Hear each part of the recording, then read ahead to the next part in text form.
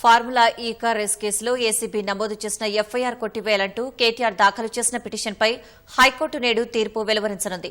మరింత సమాచారం మా ప్రతినిధి శ్రీకాంత్ అడిగి తెలుసుకుందాం. శ్రీకాంత్, చెప్పండి, కేటీఆర్ క్వాష్ పిటిషన్ కు సంబంధించిన తాజా సమాచారం ఏంటి?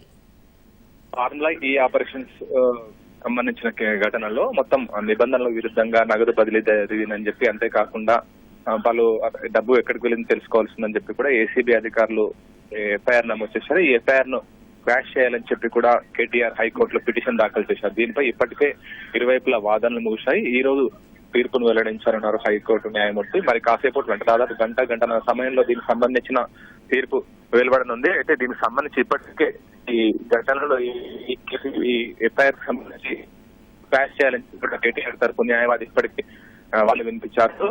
అంతేకాకుండా ఏసీబీ తరపున ప్రభుత్వం తరపు న్యాయవాది ఈ కేసులో నమోదు చేసిన సెక్షన్లు, ఎఫ్ఐఆర్ నమోదు చేసిన సెక్షన్లు ఏవి కూడా ఈ